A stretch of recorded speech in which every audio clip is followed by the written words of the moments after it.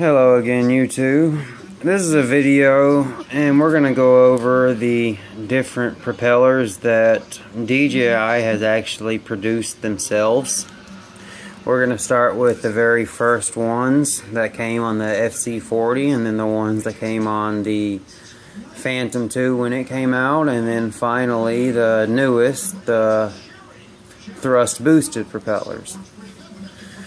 So first we have the 8450s, I believe they are. No, 8045s. Looks like a regular propeller, except it sort of has a slant in the propeller itself. You can actually see how the propeller's bent. Not a lot of surface area. Weird design, honestly, to me. It got it up into the air, and for the first couple weeks that I had my Phantom, I stuck with these, but I knew that if I was to go up to bigger propellers, I would have more surface area, so that would equal more thrust, so more flight time, more surface area, more flight time. So the engines won't have to work as hard and spin as fast to keep it into the air. So I purchased a set of 9443s. These are all self-tightening. I don't like any of the ones that come with nuts, because if you don't have those things tightened on it, they can just spin off, and then you're gonna have an out of control $900 piece of equipment. The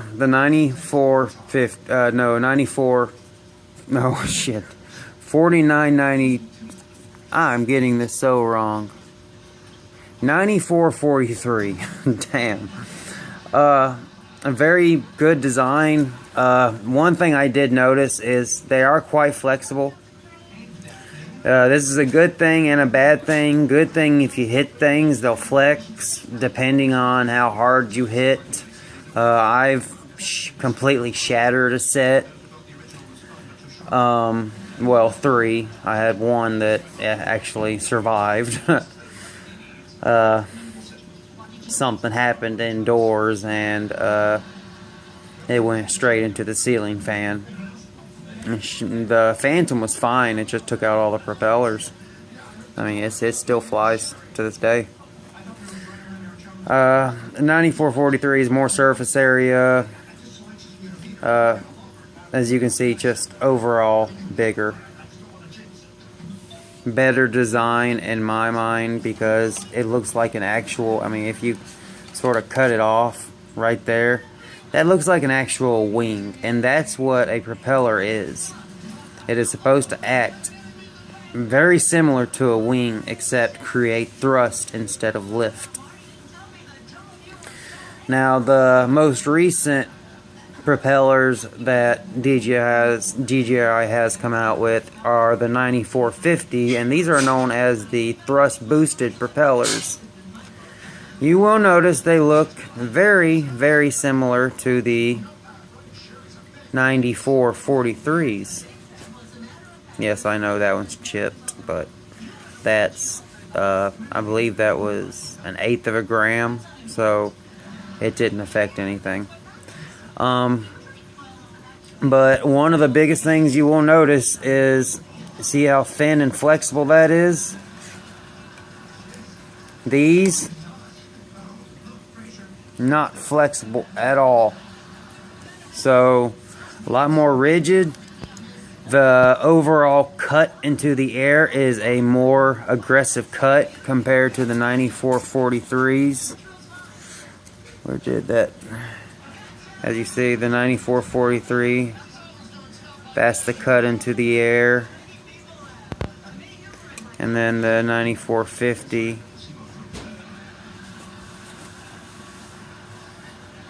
and you can just see the increased cut into the air from that to that. I mean, just look at that, especially that lip right there.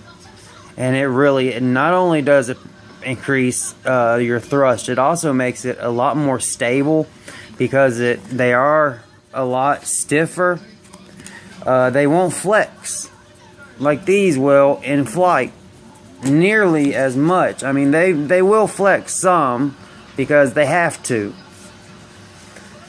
They can't be completely rigid. I mean, they can be like the carbon fibers, but then you're getting into some dangerous territory if you get too close. I mean, you're dangerous with these if you get too close, because these can slice skin open as they have on me and break fingers as they have on me. So that's basically the propellers. The propellers I recommend myself are the 9450 thrust boosted. I did lose 30 seconds flight time because they are a little heavier than the 9443s because of their bulkier design. But like I said, you have improved thrust. One thing that I thought was cool was higher speeds. I mean, that's just one way to look at it, is just look at the different cuts. The cut of the blade into the air.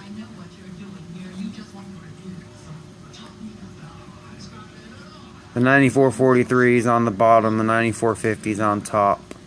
That right there should give you a very good comparison of just how much more the 9450 cuts into the air and grabs it.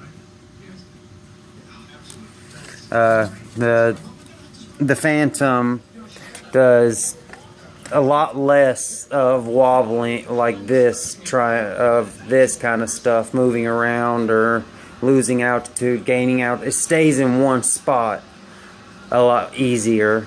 And one thing that I thought was absolutely incredible was I tried a return to home with these propellers, and it landed exactly, I mean exactly, where I took off from.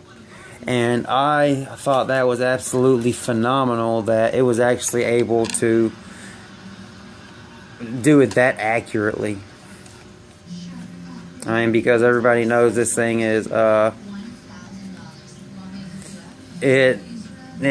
hovering, it can go 3 feet this way, 3 feet this way, 3 feet this way, 3 feet this way, 3 feet back. I mean, you have 3 different, but it won't spin. It will stay orientated straight unless you change it, but it will travel throughout the sky. Now, my next video is going to be the fastest way to get your Phantom into the air safely. And the one thing that I'm going to stress with that video is make sure you have everything calibrated. Make sure you have plugged it into your computer and got the latest firmware updates, firmware versions. This is the version 2.00. I have a mini USB right there instead of the original having a USB coming from in here. As you will see, I actually cut this door. I have a second one because this entire thing comes off. Just in case I have a problem, I can take this off and send it back to DJI. But I cut it open. I can fit a 3500 to 4000, depending what brand, battery in here, and fly as long as a Vision does. A Vision Plus, actually, if not longer. And if I was to strap some to the landing skids also, I could do over 30 minutes if I was to run them in parallel. But that's basically it when it comes to this video. I was just mainly comparing the blades that DJI has come out with. So we've got the 8045, the 9043, which the 8045 was also pretty stout, pretty robust. Then they came out with the 9443. I'm guessing they weigh about the same. I don't have a scale, but I can feel. But when you pick up one of the 9450s, you can feel the weight to them, and it's just even. This is another way you can really test it, is try picking your drone up by the edge.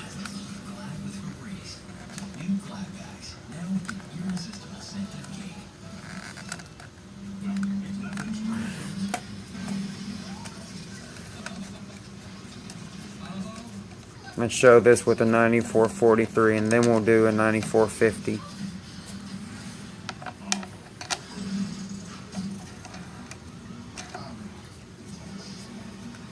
So you go to pick this side up. Look how much that flexes. Enough that the craft is actually bouncing. 9450. Craft is not bouncing.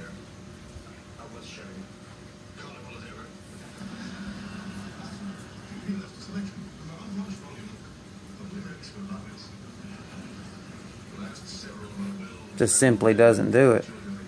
It does it a small, maybe 2 millimeters back and forth, but this is moving about a centimeter, if not more, back and probably about 2 centimeters back and forth. So these don't flex nearly as much, and these are the thrust boosted 9450s. Well, I'm over 10 minutes now, so I'm gonna cut it off here. If you have any questions or would like to see a specific video, you can always leave it down in the suggestions, comments, whatever. If you like it, great. If not, okay. This is for those who actually want to know what the different propellers are that DJI have come up with and what their advantages and disadvantages are. And I hope I've covered that in this video. Yet again, YouTube, this is Randall Hughes signing off. See you.